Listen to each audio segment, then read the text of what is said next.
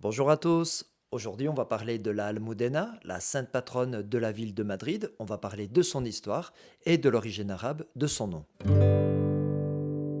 Une légende madrilène raconte comment la Virgen de la Almudena a été redécouverte par la prise de la ville par les chrétiens en 1085. Cette légende nous dit que l'apôtre Jacques, celui qui a son tombeau à Compostelle, était venu depuis Jérusalem avec son disciple Calocero évangéliser l'Espagne. Ils avaient voyagé en compagnie d'une statue de la Vierge Marie qu'ils avaient finalement placée dans une église nommée Santa Maria à Madrid en l'an 38.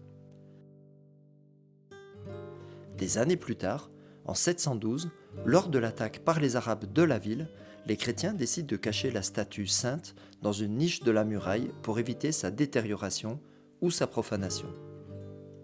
Et elle va y rester cachée pendant plus de 370 ans jusqu'à ce que Alfonso VI prenne la ville de Madrid, la Madrid médiévale. Et plusieurs récits nous racontent la redécouverte de cette statue.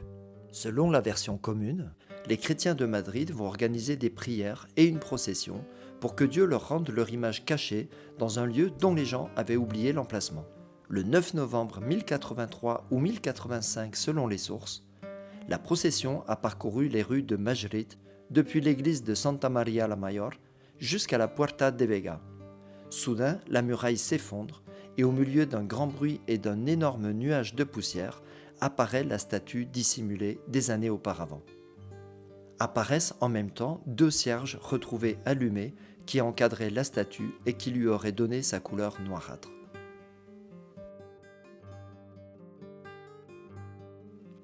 Une variante moins connue met en scène le personnage célèbre du Cid Campeador. Rodrigo Díaz de Vivar, dit le Cid, vit un jour la Vierge Marie lui apparaître en rêve et lui demander d'aller reconquérir la forteresse de Madrid. Il prit la direction de la ville et au fur et à mesure qu'il s'en approchait, des morceaux de muraille tombaient et apparaissait la statue de la Vierge.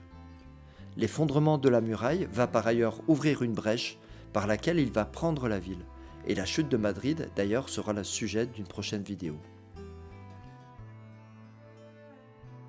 Et le Cid apparaît encore dans une autre légende qui ressemble beaucoup à celle-ci, mais elle se passe à Tolède. Juste avant la prise de Madrid, Alphonse VI avait conquis Tolède, l'ancienne capitale wisigothe. Cette légende raconte que le Cid accompagnait Alphonse VI et qu'en entrant dans la ville, son cheval s'agenouilla devant la mosquée Bab al-Mardoum. Cet acte de dévotion permit de découvrir un Christ caché par les chrétiens dans un mur du bâtiment. Comme la Vierge de la Almudena, ce Christ était éclairé par une lampe ou une bougie, et c'est celui-là qui va donner son nom, Cristo de la Luz, à l'église qui va plus tard remplacer la mosquée. Mais revenons à Madrid. Le problème avec cette légende de la Almudena, c'est que les faits historiques et archéologiques la contredisent. Non seulement on n'a jamais trouvé de traces d'une église qui daterait de l'époque de Saint-Jacques à Madrid, mais en plus, cette statue n'a pas pu être cachée dans une muraille qui n'existait pas en 712, une muraille qui va être construite au moins 150 ans plus tard, sous l'émir Mohammed. Mais comme le dit l'historien Francisco José Marín Perellón, ne soyons pas pointilleux, les archéologues n'auront pas raison pour toujours.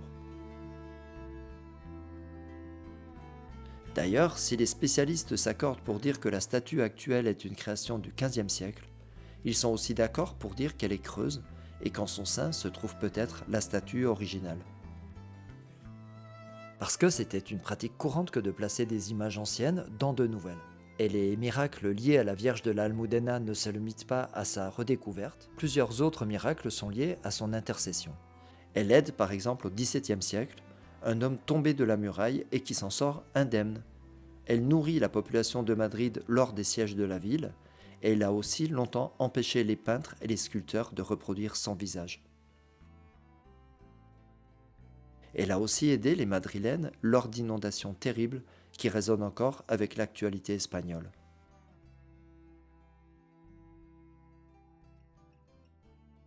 Cet événement s'est déroulé en 1646, pendant la guerre contre les Provinces-Unies, durant laquelle le plomb du toit de l'église Santa Maria avait été retiré pour fabriquer des munitions. Et la Vierge a protégé le bâtiment qui est resté à sec pendant toute la tempête. Mais pour les chrétiens de Madrid, elle continue de les protéger. En 2013, une bombe découverte dans l'église a été désamorcée avant son explosion, et pour beaucoup de croyants, c'est encore un miracle. Un grupo antimonárquico anarquista de no sé qué. Me explotó, aunque lo tuvimos en las manos y todo, pero No no me lo puedo explotó. creer, Sí, la sí. tuvo en las O sea, manos. sí, sí. Yo digo que ese es el gran milagro. Y cables y un reloj para que explotase y todo Dios eso. mío. Y Oh. yo digo que es el último milagro que tenemos de la Desde Almudena. luego. O sea, si la pobre está esperando 100 años para tener su casa, ¿cómo va a dejar que ahora en un día se quede sin ella? Claro. Pues no puede ser. Et plusieurs auteurs du siècle d'or espagnol vont relayer ces histoires miraculeuses. Ça va être le cas par exemple de Calderón de la Barca ou de Lope de Vega, qui était un grand admirateur de la Almudena. Et ils vont participer à construire l'aura fabuleuse de la sainte patronne de Madrid, qu'on fête tous les 9 novembre. Et le nom Almudena de cette statue, puis du nom de l'église Santa Maria de la Almudena, puis de la cathédrale Almudena, vient directement du nom de la muraille. On a longtemps pensé que Almudena venait du mot arabe almoudi qui signifiait grenier à grains ou dépôt de farine en arabe dans l'Andalous. Mais aujourd'hui, presque tout le monde s'accorde pour dire que Almudena vient de l'arabe Almudaina qui est le diminutif de Madina qui signifie ville. Almudena signifie donc littéralement la petite ville. Le mot Madina, on le retrouve dans le nom de la ville espagnole Medina Celi par exemple. On le retrouve aussi en Afrique du Nord, dans le mot Médina, pour désigner la partie ancienne de la ville, mais aussi dans le toponyme Médine, la ville d'Arabie Saoudite qui a accueilli le prophète de l'Islam après son départ de la Mecque. Mais malgré toute la charge historique, spirituelle et symbolique de ce mot arabe, il est lui aussi emprunté. Il vient de l'araméen Medinta, un mot qui lui aussi signifie la ville ou la cité. Le mot est composé de 3 parties, un préfixe en mé et un suffixe en ta, qui encadre le mot din qui lui signifie la loi. La ville, c'est donc le lieu qui est géré par la loi, par le jugement, et en arabe, le mot din signifie aussi loi, mais surtout religion. C'est ce mot din qu'on va retrouver dans des prénoms comme Zinedine ou Aladdin. Et c'est aussi ce mot din qui a autorisé certains Espagnols à penser que l'étymologie de Almudena était Almudina, la religieuse, celle qui suit la religion. Bref, quelle que soit son étymologie, le mot Almudena est reconnu comme un mot arabe, et dans le contexte espagnol, c'est un mot qui est lié au catholicisme. Aujourd'hui, on peut voir la statue dans la cathédrale, mais aussi dans une reproduction au pied de la cathédrale, à côté de la crypte, juste au-dessus des restes de la muraille arabe, et là, on voit bien le rôle qu'a joué cette statue, dominer et remplacer la religion antérieure, quitte à broder un petit peu sur la vérité historique. J'avais parlé dans une vidéo précédente de l'origine arabe du nom de la ville de Madrid, et aujourd'hui on voit qu'il fait écho au nom de sa sainte patronne. Et on verra un jour si San Isidro, le saint patron de la ville, peut lui aussi être lié à ce passé arabo-berbère, mais pour ça, il va falloir patienter un peu. Voilà, merci d'avoir suivi cette vidéo, merci de la commenter, de la liker, de la partager et de vous abonner à ma chaîne si ce n'est pas encore fait.